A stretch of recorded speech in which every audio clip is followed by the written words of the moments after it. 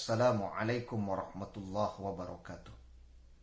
Hamdan wa syukran lillah, salatan wa salaman ala rasulillah.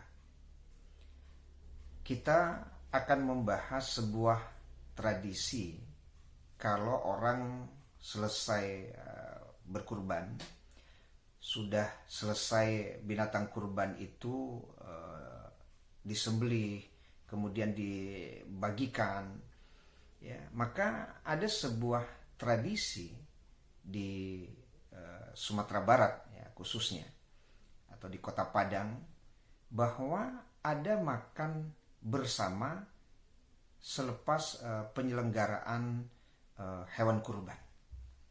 Jadi makan bersama,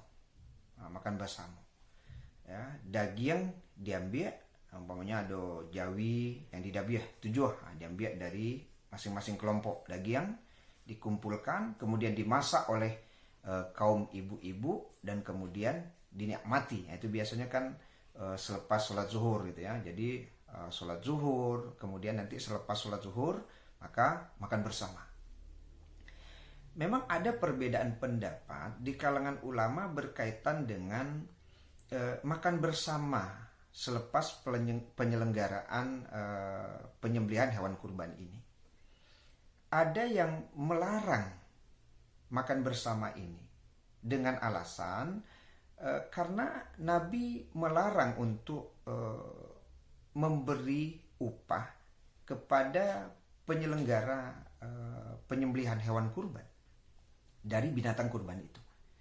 Karena Ali diperintahkan oleh Nabi SAW untuk mengurus unta beliau, ya, untuk disembelih, kemudian dibagikan dagingnya semuanya, kulitnya dibagikan semuanya, dan Nabi melarang Ali untuk memberi upah dari binatang kurban tadi.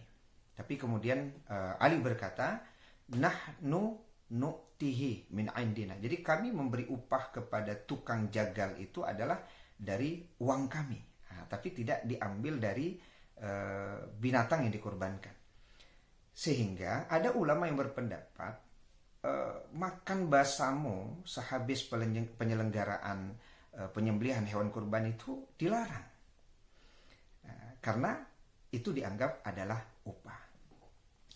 Tapi ada pendapat kedua. Pendapat kedua ini menyampaikan bahwa supaya tradisi makan bersama selepas penyelenggaraan hewan kurbannya setelah disembelih itu tidak dimaknai upah, maka caranya adalah yang pertama dimintakan kerelaan kepada peserta kurban, ya, bahwa bagian dari binatang yang dikurbankannya itu nanti akan diambil sedikit gitu ya, diambil sedikit.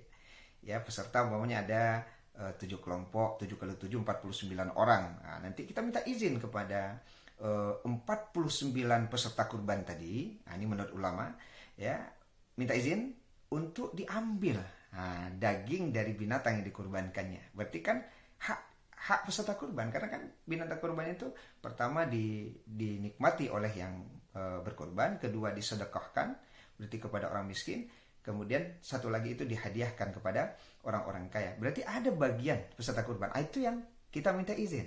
Ya, jadi minta izin kepada mereka diambil, ya, sebagian kecil dari daging kurban, kemudian nanti dimasak. Artinya apa? Ya, bahwa itu bukan upah. Kalau upah itu kan ambil sekete. Ya, jadi mengambil seolah-olah itu hak siapa? Hak pekerja. Nah, itu yang dianggap upah. Tapi sekarang kan itu bukan upah bagi pekerja, tetapi bagian daging yang merupakan hak peserta kurban yang sudah diikhlaskannya untuk dimasak bersama-sama, ya. Nah, kemudian yang kedua, caranya bagaimana kata ulama supaya ini tidak dimaknai upah? Yang memakan daging kurban yang sudah dimasak tadi itu bersama-sama, tidak sebatas tidak sebatas orang yang bekerja saja, tapi juga dihadiri oleh anak-anak, dihadiri oleh kaum muslimin gitu ya. Ya, peserta kurban juga diumumkan, ya, mari kita makan bersama-sama. Jadi artinya yang dinikmati itu bukan upah, tapi yang dinikmati itu adalah bagian daging kurban peserta kurban yang kemudian dimasak dan dimakan bersama-sama.